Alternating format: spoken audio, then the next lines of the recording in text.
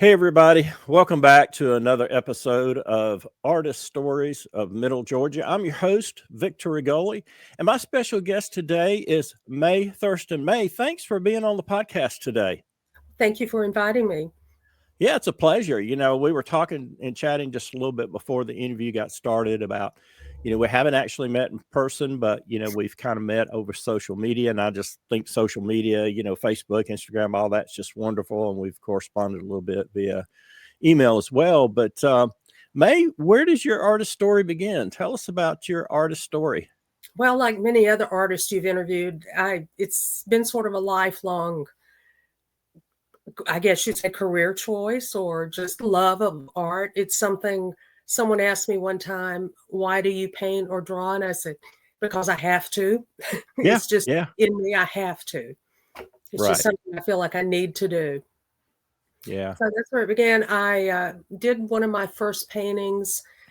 One Christmas, I asked my family for some oil paints. I wanted to try those, and I was 13, and I started painting, really painting then, and continued until I had my first child, my daughter, and she was such an active little girl that I put the paints away because they were oils and all the chemicals. I was afraid she would Gotcha. get into them. But Right. it's been an off and on, I guess you'd say, life choice for me. Okay. Okay. That's awesome. Um, so did you take art in school?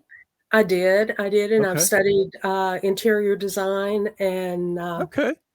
and in the past year, I decided I feel like all artists, you should always be studying and learning something new. It's not something you do and it's over. Right. But Right. in the I past totally year, agree. Yeah. I got a certification in therapeutic art life coach, not a art therapist, but therapeutic art Okay. life coach. Okay. So that was my latest study that I did. But Gotcha. that's been pretty Gotcha. much it. Yeah. And I've taken So, a lot of workshops from some pretty well-known artists. So oh, that's really? helped. So, right. Okay. I when in 2000 I started back. I had quit drawing again for a while because I was still working in my what I call my daytime job. Right. And I took from Craig Hamilton, who I know Okay. everyone knows Craig, and he is the Yeah. most fantastic patient person, and got me back to drawing the way I should. I've taken portrait classes from Mark Shatoff. I Okay. watercolor from an Atlanta artist, Jack Shields. I plein air from Greg Summers, who's from Kansas, and other people through the years. Right. So Right. That's awesome. That's awesome. Do you have you entered any plein air events or anything like that? Participated in some of those in the not past? really. I Yeah. did it just because I wanted to try it, and Right. Right. it's not something I'm going to do often. As you Right. get older, you Right. kind of limit to what some of the things you're doing too. Yeah. Unfortunately, that's the way it is. Yeah. So you're in are you in Macon, in the I Macon know area? I'm actually in Jones County. I am Okay, Jones County definitely in the in the gray. country in Okay. Jones County.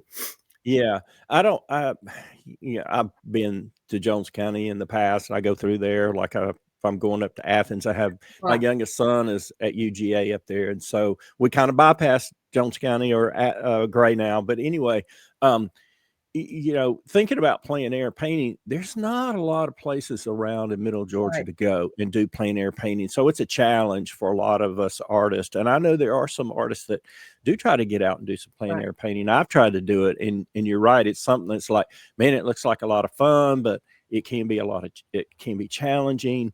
I need to do it more because it kind of forces me to do some quicker paintings, even though I don't need to finish the painting while I'm out there, because a lot of artists will start it and work on it for a couple hours, bring it back to the studio and fine tune it or whatever and apply details and that kind of thing. But it kind of helps them to get a color study in, and then maybe it may turn into a larger painting. Right. But I've talked to several artists, either through the podcast or just, taking some lessons myself. And then, yeah, there's a few that do try to get out, but um, yeah, I was talking to somebody the other day about it, and the summers in Georgia can be brutal, Right. and the gnats and the flies and the mosquitoes can be brutal. But we just don't have the mountain streams and not close to the beach, although, 3 hours away. Right. But yeah, it can be challenging as an artist to do that. Sometimes I feel like I might need to go out in my backyard and just paint a tree, just to be outdoors. you know. I Um, did that. I had a bottle yeah. tree in my backyard, and I did that Okay.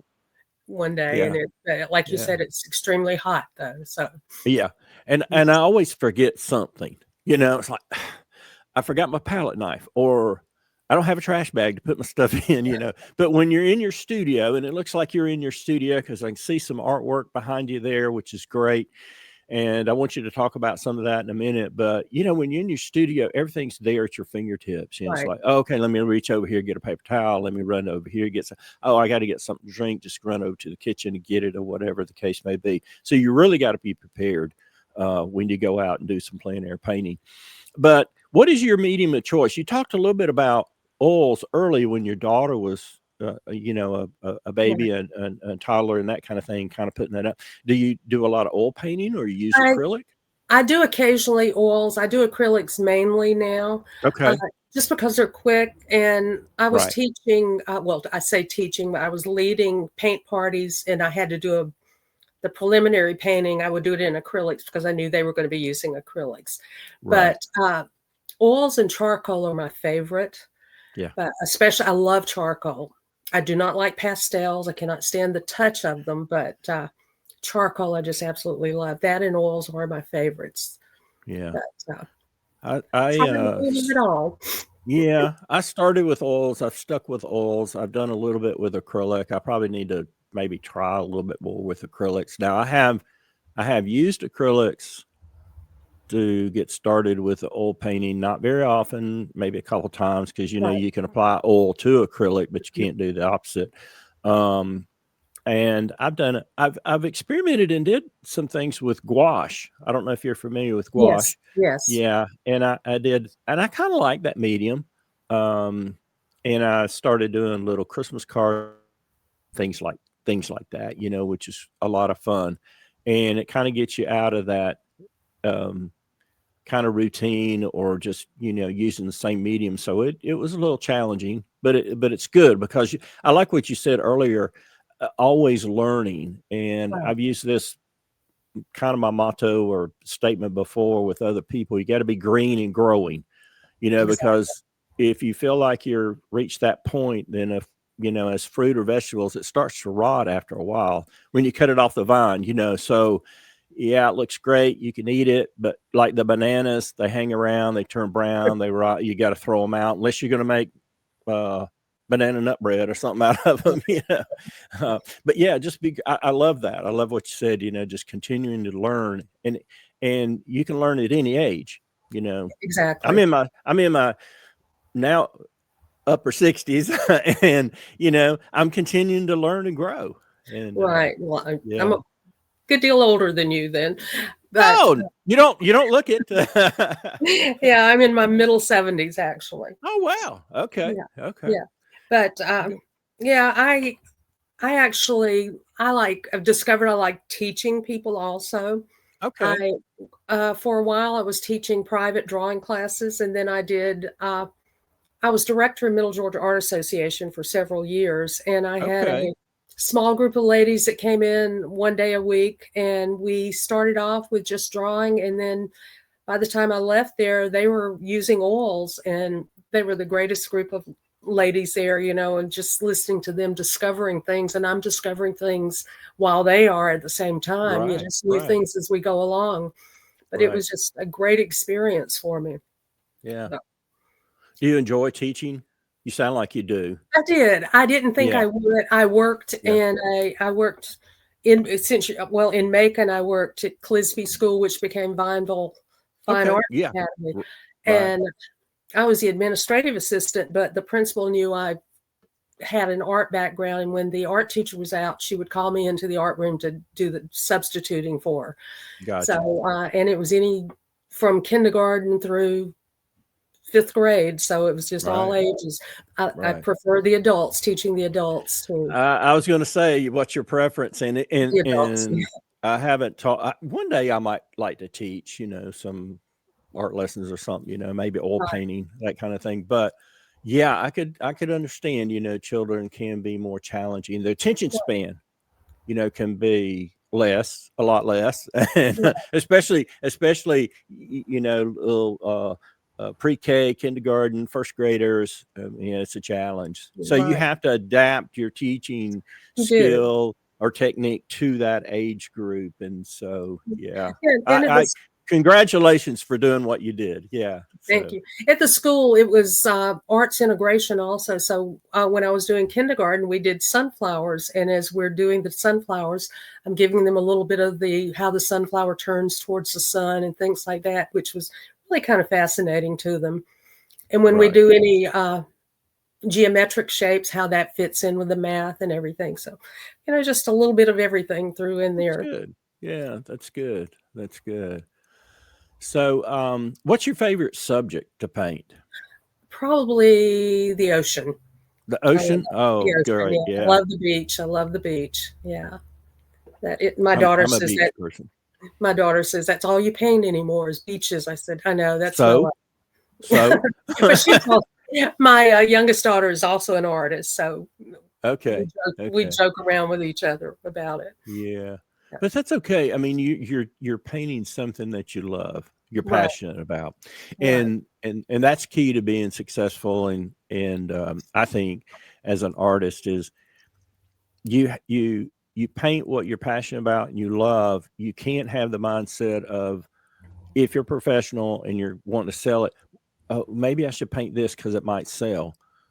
It kind of limits you and your right. creativity, I think, when you do that. But Yeah, just my 2 cents. But yeah, I'm with you. I love the marshes of the coast of Georgia, and so my wife has kidded me a little bit, or kind of like your daughter. You paint. I think we have enough marsh paintings around the house. Well, it's what I don't know what it is. I can go down to Jekyll, St. Simons, oh, Brunswick yeah. area, and I'm driving down the causeway, and it's like it's calling my name, or it's saying "Welcome home, welcome back." Right, right, And taking photos or whatever, or trying to do some plein air painting. Um, while I'm down there, I just love it. I just love it, and I'll do some seascapes and stuff like that too. But I love sunsets and sunrises right. and on the marsh. But yeah, I'm with you. I'm a beach person. Yeah, So yeah. yeah. I know my husband and I went to Key West a few years ago, and Oh it's wow. once we hit the islands, I said, I can breathe now. Yeah, yeah. Just being there, it's like I could take a deep breath and relax. My wife is a beach person too, and we love going to the beach. And there's just I don't know, I get recharged, rejuvenated, the Yeah, air, the feeling of the warmth, the smell of the salty water and the breeze and everything, and of course eating some good seafood and what have you. Our goal, I'm in the Warner Robins area, and so our goal is to. I've already retired, but bless her heart, she's still working. Our goal is to one day live on the coast and just yeah, be beach bummed. But yeah. yeah, yeah, that's cool. I love that about you. That's awesome. That's awesome. So, what do you find most challenging about your art and Uh, being an artist? for me, I'm bad about procrastinating. I'll start, Okay. I'm going to do this, and then something will come up. It's like, I'll do it tomorrow and do it tomorrow. Yeah. And Yeah. if I'm doing something to enter an exhibit, I'm usually at the deadline right before I get it completed. It's just like something says, nope, can't do it right now. Let's just wait. Yeah. And I think a Yeah. lot of artists are the same way. Yeah, you bring that up, and I've heard that a lot. Procrastinating. Sometimes they have to have that deadline. Oh, I've got to have this ready so I can submit it into this show or exhibition or whatever. And I don't know. Maybe it's just the way we are as artists. Right. Right. Do you, when you paint, do you just focus on one painting at a time, or do you try to do maybe two or three projects at one time, or do It, you just focus in on one? it depends. Sometimes I'm Okay. doing just one, and then I might oh, I want to do this, and I'll move over to something else. And just whatever I'll be honest with you, whatever the mood hits me is what I'm going to paint usually. Okay. Yeah. And I Okay. love, a lot of times if I'm listening to music is one of the things that really puts me in the mood to paint and what I'm going to paint also. So I know everybody Oh, says they okay. have their muse. Well, I think mine is music. So Music. yeah, Okay. Okay. What kind of music do you like to listen to? all all All kinds, genres? Okay. all kinds. It just It just all whatever genres. you feel Yeah, like that morning, you yeah, get up, and then, hey, we're getting believe it or not, today's the 25th, and Christmas is a month away. And so, you pull out the right. Christmas music and start listening, and maybe you'll paint something, Christmassy and all before the end of the year. Um, what to So yeah, that's interesting, procrastination, and that can be a challenge for a lot of us, I think, as artists. But Right. yeah, wow. So do you sell a lot of your artwork? Uh, I have in the past, but now it's just pretty much. I've in the past, say 6 months, I've entered a couple of exhibits, two at Art Space, and again this year, I've done one at. I have paintings at 567 right now in their Okay. exhibit. So Okay. Okay. Do I you used to do more, but again, being retired and being doing other things, I just sort of not done as much. right, right. I do get commissions occasionally. Okay.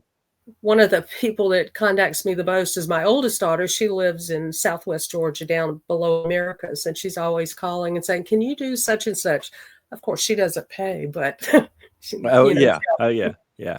she Yeah. wants paintings done. That's that's the advantages of being related to an artist, right? Right, Your right, children or your spouse. Because my wife Tammy, she says, "Do you think I'm thinking about changing the pictures in the living room? Do you think you could paint?" And she'll give me something. I said, "Okay," And it's funny. I'll have this large inventory of paintings that I've done over the last 3 or 4 or 5 years, and I'll hear her moving stuff around. And the next thing you know, I'll go in the living room or dining room. Oh, you put up a different painting. She just changes things out. And well, she doesn't have to go to At Home or Hobby Lobby and buy paintings. She just has her husband paint whatever, and says, "Hey, I want to exactly. change it up. I want to put a shrimp boat over there. I want to see a mountain or whatever." And there you go. Do you paint um, a variety of sizes, or do you kind of stick to a smaller size or large size? Or I do a variety of sizes. okay, I prefer painting on smaller sizes though, okay, but okay. I do all sizes actually. Yeah. Do you find it more successful in doing a show or exhibition or being in a gallery or something if you have more small works? Things like 9 by 12 or 11 by 14 and that kind of size, or 8 by 10 Right. size. And actually from experience of directing a gallery also, art is not always affordable for people. And I think the That's right. smaller the sizes, Yeah. sometimes they may be able to purchase that where they may not be able to Right. purchase a larger canvas. But Yeah, and that makes sense. And I think too, you have to consider where you live and the demographic. right. What's the median income? How many people have some discretionary income that they can spend on? Because I was listening to something the other day. It was a podcast about, um, how to sell your art and what kind of revenue streams, you should have and how many you should have and that kind of thing. And the lady that was facilitating the discussion, she was saying, well, she has found that a lot of older people have more discretionary income. And I can agree with that, especially now because our younger people, with the economy the way it is, sometimes they have to work 2 and 3 jobs, so it can be challenging for them. But I agree, having that smaller work instead of, something that's 30 by 40 that may be $2 or $3,000, and you've got something that might be one, $200 or $300 is Right. more affordable. Yeah. So, Right. so that's good. Um, yep. Um, Do you find it certain artists inspirational? Are there any artists in your, that you admire their work and like to look at their work and maybe draw some inspiration from them? Um, I do. I mean, I love the Impressionist. I love Hmm. most. There's some I don't particularly like, but people laugh at me. My favorite is Toulouse-Lautrec and Edward Hopper. I mean, those are like two different extremes there, but those are a couple of my favorite artists. Hmm. But that's pretty much it. And then, like I said, the Impressionists are always my favorite. So Yeah. abstract, I'm not a fan of abstract. I even took Okay. an abstract workshop, and it was like pulling teeth for me. I couldn't Really? wait till it was Yeah. over. Right, Yeah. Yeah. So you kind of paint in that style too, I would right. say. Yeah. Maybe impressionist slash realism Yes, kind of blend in there. You're yeah. and I don't know. I mean, I would just assume that you're not a photorealistic type painter, but No, more of it is you know what it is, but it's not just so impressionistic like a Van Gogh, right, maybe. Yeah, right. kind of thing. And I like Van Gogh and I like Claude Monet. I think those are my two top on the list. There's some others that I look at and try to learn from. And I have copied a couple of Claude Monet paintings, and they're in my home. They're like 16 by 20 size. And because my wife said, you asked me if she thought I could paint something and it had to do with some sailboats that he had painted. And I said, yeah. And I learned so much from that. It's Mhm. for my own personal use. I'm not going to sell it, that kind of thing. But yeah, they turned out pretty good. But we can learn so much by just looking at their painting and maybe trying to copy a little bit, especially how Right. I think Van Gogh just saw colors differently. His his Yeah, his right, brain was just wired different, right, right. um, and people didn't appreciate it at the time. And unfortunately, it's a lot of artists don't become famous until after they're dead and gone. But uh, people didn't really appreciate his art at the time. But I'm glad they do now. But Right. yeah, I know when I took portrait classes, I'm never going to be a portrait artist, but I learned so much because of looking at the human body. We did a lot of nudes in the workshops and everything, right, and yeah, it was great. And learned colors and how your skin color and how to really do it, so that if you're doing one, or and the colors just went helped in so many other things that I paint now. right, right. I want to do portraits. I just haven't disciplined myself enough to devote the time to practice and try to get good at it. Right, I have done some tutorials and things like that, and did some practice. And I've done a couple, and they turned out pretty good, I think. And so I have the potential of, getting better and doing that. It's just discipline disciplining right. myself to devote the time to it. And one of the things that I did recently, I had to get a new laptop, and so I had to update my calendar and all that kind of stuff. But I used to have on my calendar pretty much every day. It was like, okay, I just started doing like, okay, from 7 to 8, I want to devote an hour of drawing and sketching. Try to improve that because you use that a lot in your artwork and your paintings, and just being able to draw and sketch, and especially doing portraits and getting Right, proportions and that kind of thing. So, but then I would have other things on my calendar, like, okay, do some small work session and then maybe a large painting session in the afternoon and all this kind of stuff. So that way I can stop what I'm doing, and it forces me to, okay, now I need to really devote the time to it. Otherwise, who knows what I'd paint, I just never get around to it, basically, is what I'm trying to say, if I right, don't discipline right. I know myself. my plans are to go back and take more drawing classes from Craig Hamilton. He keeps contacting me, and I've got to put it in my schedule, because that Yeah. helps me bring me back to what I really need to be doing instead of being too relaxed with it. I need to get more disciplined with Yeah. it again. And he's with And I CAD, isn't love he? drawing. I think I prefer. He is, and he's actually doing live models now. If you're interested, I know he does those Okay. also.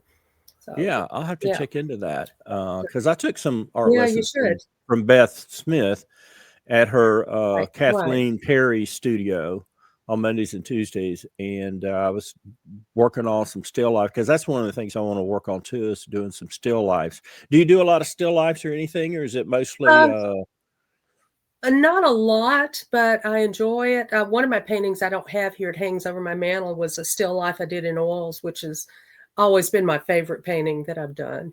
So, Yeah.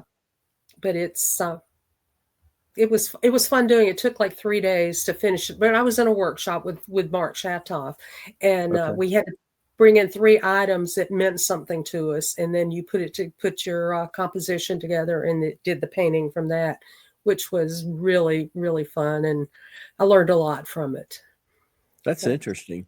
When I took the still life lessons from Beth, I mean, she jumped right in hardcore stuff. I mean, it wasn't this here's a couple of pieces of fruit, work on this pear, and how about a strawberry? I mean, she had something set up when I went down there. It's like, you're not messing around here, are you? It's like, and even though I didn't finish it, I told her, I said, I identified some weaknesses that I had, and I said, okay, I need to focus on that. And it right. was sketching and drawing, because it's like, okay. And I'm the type, when I do my paintings, I use a grid. I try to get the proportions right, that kind of thing, And so I kind of sketch out. When sometimes I use a watercolor pencil, although I do have some like Mhm. oil-based pencils that I can use because I do oil Mhm. painting, that kind of thing. But she was the type that says, no, I don't like that, but let's just sketch with your paintbrush. And, oh man, I'm out of my element here, So, but I need to do that more, because there's some Right. artists that I follow and like that they do that too. But it's over time you get better at it the more you do it. Right. I was Um, also taught to try it with both hands. Switch yeah, hands, because you never know when you may have a problem. Maybe you broke your hand, or I have arthritis, so sometimes my yeah, right hand gets a little stiff. yeah, So yeah. it's good to learn to do that also.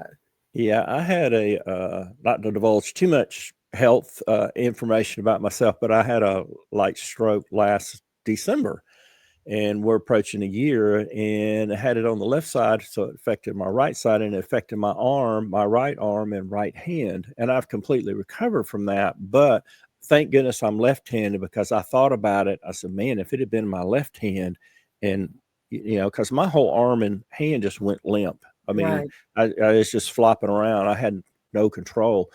And, I thought, oh, did I pinch a nerve? I mean, what's going on? And then, all the MRIs, yeah, you actually had a Mhm. stroke. So I was very, very fortunate. But you're right, it's, you know, left hand dominant. I do everything left handed. But I probably need to try to do some things with the right hand, just to try to, who knows what the future may hold, because I do have arthritis too. And, Right. in your hands and everything. So yeah, it can be a challenge. But yeah, yeah. Even though we can't paint when we're older, it can be more challenging, because there's some physical limitations and challenges that Right. we have Right. to overcome. Yeah. Well, So there's one thing I would always tell the people in my classes. They'd come in and say, "Well, I can't draw anything." I said, "No, everyone can draw.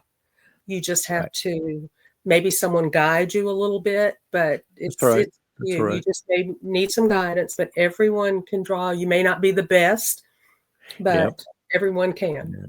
Yeah. Yeah. That's so true. Yeah. Um, that's that's one thing I was pretty good at when I was a lot younger. I'm glad you brought that up. Because I took art in high school. Mhm. Junior high is what we called it back then, eighth and Right. ninth grade, and of course it's middle school, sixth, seventh, eighth now. But I took art, and I used to, back in the day when we had newspapers. And some of you younger people watching this podcast, you're probably thinking, what's a newspaper? Just like, what's the yellow pages and phone book? You don't have that anymore. But there were political cartoons and things in the newspapers, as you probably remember. And I would just get a sketchbook out and just sketch from that, just copy that. Yeah. And I got pretty good at it. And I started doing people like Jimmy Carter and Ronald Reagan. And I did pencil charcoal kind of drawing of Marilyn Monroe that I still have, that I found. And it's like, oh my gosh, I forgot I had that. But I got pretty good at it. So I know I can do it. I just need to devote more time to it, Right. because it's like, Yeah. you don't forget how to ride a bike, but you might be a little rusty at first Right. getting back on and going, and then after a while it gets better. So that's we talked about challenges. That's a challenge for me, is get back into that drawing. Right. Like I said, I'm trying to do it better, and I got it on my calendar to remind me, okay, stop what you're doing and go sketch and draw. So, and my wife, she's a big supporter of me doing this, and we were down visiting her parents this past weekend. They live down in Jessup, Georgia, and I mentioned to her, because I was talking to one of my artist friends and doing an interview. I said, we were talking about coloring books, and when we were younger, coloring in the coloring book. And I loved to color when I was a kid. And I said something to my wife about, we were chatting and I was kidding around. I said, maybe my wife would get me a coloring book and crayons for Christmas, because it was Pat Burns that I was interviewing. And she said, oh, she just loved it when she would get that new box of crayons and she could just smell the crayons. And especially if it had a sharpener in the back, you thought you were big time then. And, but she bought me kind of like a coloring book and a little sketchbook to take with me down to my in-laws. So I thought, man, she's really thoughtful and very sweet, and very supportive. So, but yeah. What's your favorite thing about being an artist? What do you enjoy the most? I think it just takes me into a different world almost. You're into whatever you're painting. It's like if I'm painting a beach scene, I'm at the beach then at that time. So that's pretty much, to me, that's what it is. And I used to be more out in public and everything, but since I've retired, I'm kind of out in the country. I just kind of in my own little cocoon, I guess. And that really just kind of expands me quite a bit. Right. All right. Yeah. But I do, last year I would go to Americas and do paint parties there and meeting a lot of new people. But I was glad to come home and get back into my own little world again.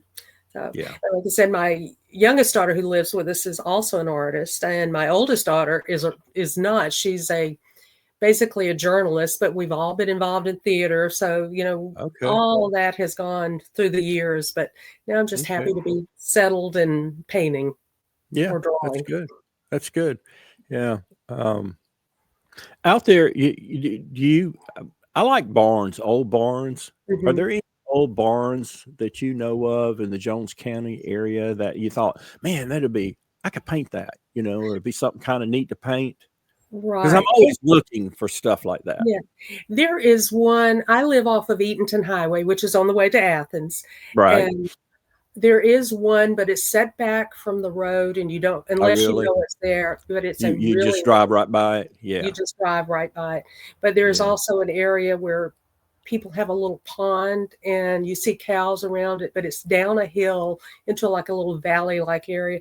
And I said that would be a great place to paint or whatever, but the highway's too busy to pull off and do anything unless I take pictures. And I had a friend that was a photographer, and I said, you should see it when the moon's full over this one little area. It's just absolutely. Oh, wow, I bet. Yeah. I'd love to, take pictures or go out and try to paint that area. Yeah. Right. I know there's some other parts of Jones County that probably have them in it, but not exactly where we are. Right.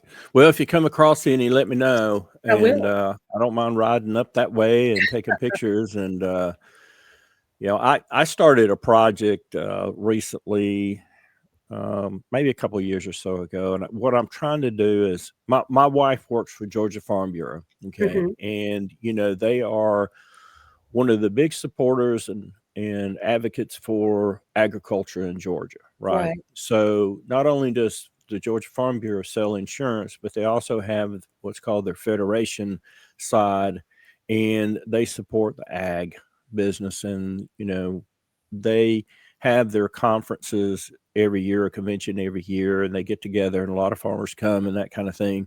And that's in December, and so we're going in another week down to Jekyll for that.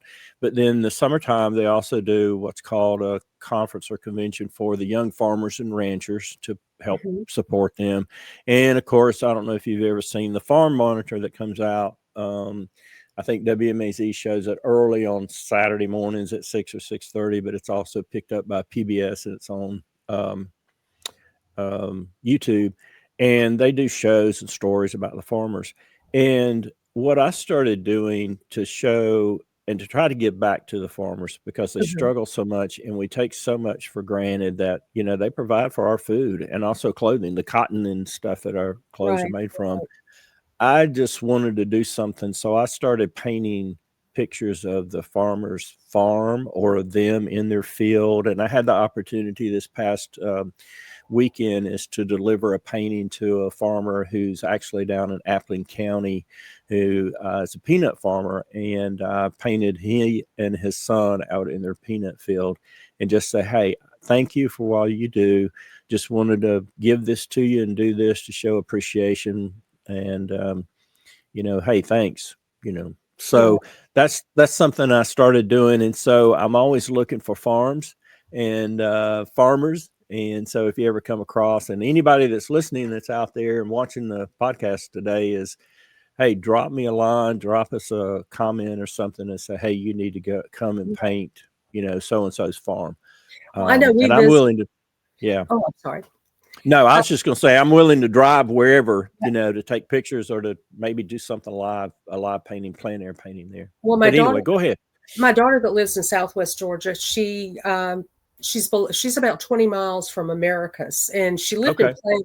Plains for a while. But when we go sort of the back roads there, and you see all sorts of farms and buildings, which might be an area you may want to check I'll out. have to check that out. So, I mean, it's just like going down to Plains or Americas. Maybe I'll just do a field trip and get out one Monday morning and just drive down that way, take my Right. camera and see what's available. Yeah. Yeah, Thank you for letting me know that. I'll you're definitely welcome. It's look like I said, into we that. go the So, back roads to avoid traffic. I mean, we get yeah. off the interstate at exit 149, I think, and then it takes you around Fort Valley and all those places. So you're away from the cities. You're out in the Right. country then. You And the see a cotton lot of, are gorgeous when they're. oh, yeah. We when we travel down to my in-laws here in Jessup, we take 341. We pick it up around Hawkinsville and it's straight on down. And Mhm. yeah, we were coming back and I said, gosh, look at the beautiful cotton fields. I said, that's a white Christmas in Georgia. It's the cotton fields, if they haven't been harvested yet. But Right. yeah, some of them were, yeah, bumper crop, it looked like. But yeah, so that's interesting. Yeah. Yeah, thanks for sharing that. Yeah. I'll have to check that out. Yeah. She lives So in a little city below 10 miles from Plains that I'd never heard of until she and her husband were married. She lives in a yeah. place called Preston. It's a tiny little place. So. Okay. Okay. Yeah. What do you have on the horizon? What's coming up over the next 6 months to a year? Any special projects? Any exhibits that you're going to be entering in? So None that I'm thinking of right now. okay. The only plans I have is paint some Christmas ornaments to give to family over the Okay. holidays, and that's something I've been putting off. Also, I have all the Uh-huh. things ready. I just got to sit down and do it. Well, But my wife wanted me to do some Christmas ornaments because I'm a member of the Fine Arts Society of Middle Georgia, and we Mhm. did a Christmas tree there at the Air Museum, Right. and so they asked all of the artists in the group to do a Christmas ornament, but try not to do it as a Christmas scene, and try to maybe do it something like paint something that Claude Monet painted or Van Gogh or whatever. So I did kind of a Van Gogh one. It was a Okay. cypress tree Hmm. and it had and just painted that on there. My wife saw it. She says, well, do you think you could paint some Christmas scenes of some sort, on a Christmas ornament? And so I bought some and I put the gesso on them, and they were a little bit bigger than the ones that I did for the tree at the Air Museum. And I started sketching some things out, and I just couldn't get it. What I wanted to do, I couldn't get it on Right. the Christmas ornament. Um, I may still try to do something, but what we decided to do was plates. And I've painted on plates before. Mhm. It's about a 6 or 7 inch plate, and I bought some at the Dollar Tree, I think it was, and I spray painted them white with this acrylic white primer, and then I put a couple coats of gesso on them, and I've sketched out what I want. So we're gonna do those and give those as Christmas presents. And I don't think the family members that we're going to give those to watch my podcast, so I'm probably okay. But I might be surprised. But they don't know what it is yet. They know but what the scene will be. But yeah, it can be fun to do stuff like that. Right, It's right. not your normal uh, painting surface that you might be used to, either board Right. or canvas, that kind of thing. So let me ask you that. Do you paint on a lot of canvas? Do you do um, primed, board or panels, or what's your I do canvas. I do stretch canvas. canvas? Okay. Mhm. Okay. Do you ever stretch any of your canvas? Do you No, ever do that no, yourself? Yeah. Okay. no, no. Yeah. I'm Yeah. not very good at doing something like that. Yeah, Okay. Okay. Yeah. yeah, Yeah. That can be challenging. That can be yeah. challenging. My husband used to do calligraphy, and he even taught classes. Oh, And really? yeah, he doesn't anymore because of his hands and everything. But Right. we used to work together. He would do the calligraphy, and I would do the illustrations on it. And then we would mat it and frame it or whatever. Oh, But wow. that was always fun, and he was fantastic with it. It's a shame he can't. His hands don't Well, work I as hate well as that. they used to I anymore. hate that. Yeah, it's unfortunate. Yeah, it's unfortunate. So, yeah, I'd like to see some of the things that you guys have done in the past. That'd be kind of neat to see. Yeah, I'll have But to dig some of his out. yeah, well, I've really enjoyed talking with you and getting to know you a little bit better. And one of the things that I started doing with folks that I invite on the podcast is I'm going to ask you some questions, and they're not necessarily art related. Okay. Okay. So don't worry. It's nothing embarrassing or anything like that. But what is your favorite holiday and why? Halloween. Oh, okay. I haven't heard that one yet. I Okay. know most people say Christmas. Yeah, we love to do the costumes, and I think that's the Okay. theater background there because my Oh, yeah. daughter Yeah, I can see daughter was that. also an Hmm. artist. When she went to school at Georgia, she was a theater major. So Oh, good for we have, her. Yeah. and we did a lot of volunteer work and at theater making for many, many Oh, years. But really? Okay. once we moved from Macon to here in the country, it's kind of not as easy to go and be up to 2 or 3 o'clock in the Yeah. morning and then come That's home. right. That's right. That's But right. yeah, Halloween, we like that. Just Halloween. yeah. Yeah. So do you decorate your house all up, go all out, do the Not trick or treat anymore. stuff and all that? I go visit my daughter. Your daughter. The Okay. one that's below America. She has a big Yeah. Halloween party every year, so we go Oh, down neat. there. Yeah. Yeah. That's so cool. I remember when I was working, I worked at Geico for like 22 and a half years. And just about every year at Halloween, they would have these costume contests. They would give out awards, prizes to the best costumes, and then the departments would compete and that kind of thing. And Right. that was a lot of fun. And we always tried to tie in a chili cook-off during that Oh time yeah. period too. So that was a lot of fun. And Yeah. we had some friends. They moved away and they live down in, I think, Florida now, or maybe South Georgia, close to Florida. Can't remember. It might be Florida. But she was really big into Halloween. That was her big Right. holiday. Right. Yeah. So, Yeah, my daughter's party this year, she had the costume contest, and she I, contacted me, said, "Will you do some small paintings I can give for prizes?" So I did oh, some little creepy paintings and things that she gave for her prizes for the contest. So that is so cool. I love it. Well, what's your favorite color? it goes between blue and purple. The one Okay. that, I see you know, you have kind of a purple color I shirt do, on I there. do. Yeah. Yeah. Yeah, those are Okay. my two favorite. I don't have one specifically, but Right. both of those. Yeah. Yeah. I would have to say blue is my favorite color. It's funny. A lot of shirts and things in my closet are blue.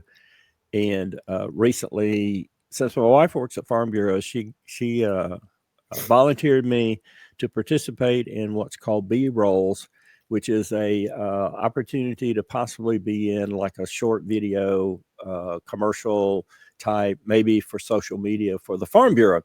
And Mhm. so she was telling me what all I needed to wear, and it was a week ago today that I was up there making. And she said, "Don't wear blue because the agents are going to have on blue shirts." And I said, "Well, I like."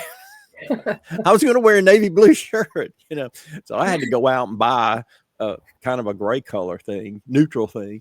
And it's like, wow, yeah, blue's always been kind of my color. Yeah. Yeah. So, all right. My closet is full of black because I Oh, think that's really? back to the theater from working backstage and everything. So I have to Yeah. remind myself you don't wear black all the time anymore. So Uh-huh. Uh-huh. Uh-huh. All right. Next question is, if you could have a superpower, what would it be? oh gosh. Um